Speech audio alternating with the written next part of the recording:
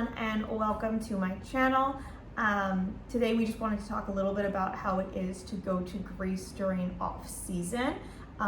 We are currently in Bali, so a lot of videos will come from there, but we just wanted to kind of go back and talk a little bit about our Greece trip. Okay, so the first thing we wanted to talk about was the busyness during off season.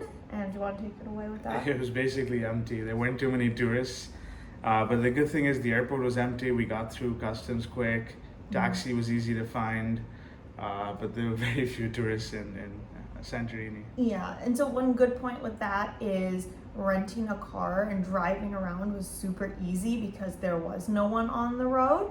And I'll just insert a clip from when we were there talking a bit more about getting a car. We're in Santorini! So the first thing about being in Santorini is we were deciding whether or not to rent a car, and we ended up getting one. And you want to tell them why? Yeah, taxis are expensive, the cars are convenient, everything's pretty far away, you can walk, and it's like 40 euros to rent a car, So rent a car. And right now we are just driving, we're staying in Fira. Yeah, Fira. Yeah, and we are driving to Oya, which is about 25 minutes away. So getting a car is really helpful because you can just drive here. And yeah. So we're currently driving to Oya, and the views alone when you're driving up are beautiful. So I'll just insert some clips of what we are seeing right now.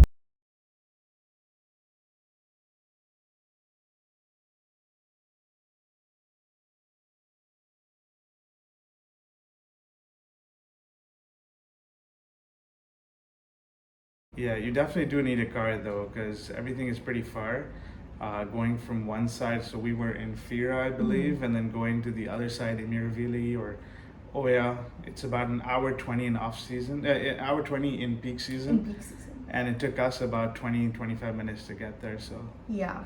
The other thing with the busyness level is that essentially Fira is the only place that has the most tourists. Miravili, Oya, or completely empty. There's maybe like one Miravili staying there, so I wouldn't recommend staying in those spots if you're going in off season.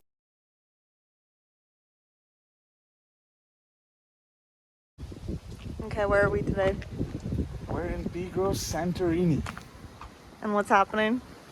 It's December, so there's absolutely no one here right now. But we're walking towards the spot we're supposed to be at. Apparently it's a village. A town. You're there to shoot footage, you're trying to take photos. That is a plus because apparently it's packed bumper to bumper in peak season. Yeah, so that's the other point is we actually did a couple's photo shoot for our anniversary in Miravili. And it was completely empty. The photographer took us to many different spots, and he basically was telling us as well that during peak season, during the summertime, you would definitely not even be able to walk, let alone take some of those photos. So it was a really good advantage for us to be able to get photos done very easily. And so I'll actually put in footage from the photo shoot right here. Yeah, and I definitely recommend Miravili more than Oya for photos. Yeah. Oya's more known and it's like more popular, but visually it's I wasn't too impressed. It's a little older, things are a bit more run down. Miravili is more newer huts. It's prettier, nice view. Yeah. The one thing about Miravili though is restaurants. Nothing was open during off season in terms of restaurants in Miravili. Oya had about 2 places open. I think one was open during the day and then 2 at night. Yeah. Beautiful views still. I can put some footage of a lunch that we had in Oya.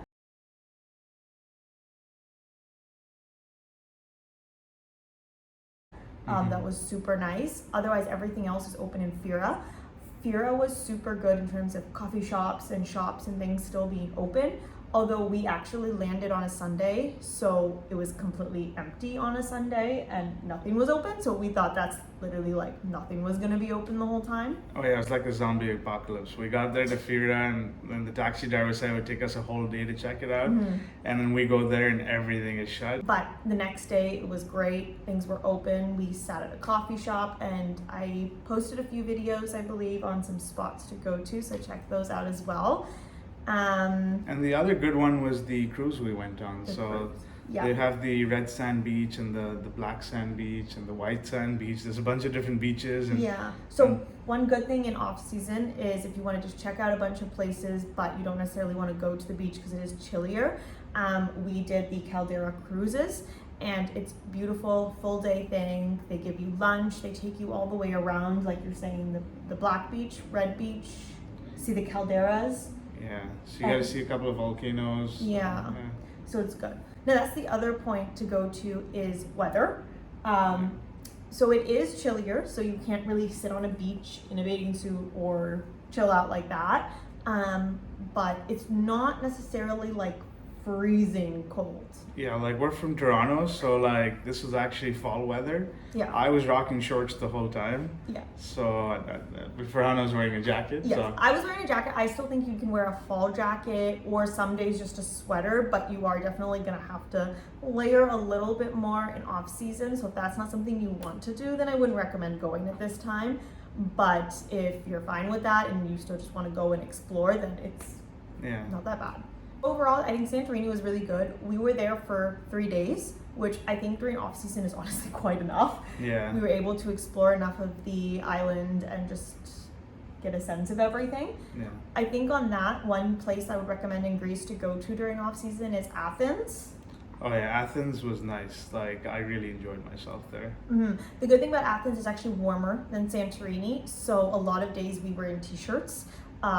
People were literally walking around in shorts, so it's still quite warm there. Like we got lucky and hit like 26, 27 degrees Celsius while we were there, and so that was really nice. And I would say like when you're there, stay close to, was it the Acropolis that we were next to? Oh yeah, the Acropolis, yeah. And then you just walk and you can get to all the different monuments. Everything's very close by to each other. The museum and I recommend if you are in Athens to honestly, we were 10 minutes away by walk or car. By walk. By walk. Yeah. I recommend that because you actually get to explore a little more because you have to walk everywhere. We honestly walked everywhere in Athens. I think we took a cab once at night. Otherwise, I recommend walking everywhere because once you're in one spot, you just like you're closer to everywhere else. So I do have a video on my TikTok and Instagram YouTube shorts about the specific places we went to within the 2 days we were there in Athens that I recommend you check out if you want to see what you can do. Yeah. And yeah, the walking around was actually a lot of fun because you could literally just walk out and then you're seeing different cafes, you're seeing different ruins, you're seeing museums. It was interesting. The other thing about Athens is people. There's so many people there, even during off season because there's locals, but then a ton of tourists were also there. So it just gives you a nice vibe. You can be around people, unlike Santorini that was like empty. So that was one thing we really liked about Athens is there's just always people, there's commotion, there's things happening. And since it's a city, there's always their own events happening there too. Yeah. Apparently, like we spoke to a few people who did say the summer they set up things specifically for the tourists. So they didn't have a lot of that, but it was Christmas time, so we saw Christmas lights and it was fun going Christmas time. Yeah, so if you are there in December,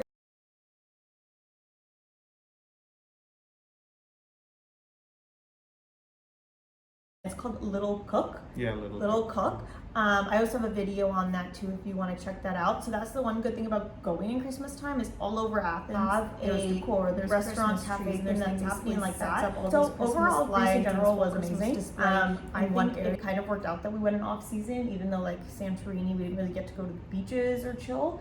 Yeah. But overall, it was really nice and it worked out for us. The one thing we were also talking about was cost-wise, it was great. Yeah, like Greece wasn't too expensive. Hotels, cost of food, just in general, it wasn't big amount of money that we had to spend on everything. And I think especially for Santorini, I was told that like you would be spending quite a bit if you're in Oya or things like that, but I honestly don't think anything was too pricey per se. I don't think we ran into anything too pricey. Yeah, it might have been the off-season aspect of the thing. They may bump prices up in peak season.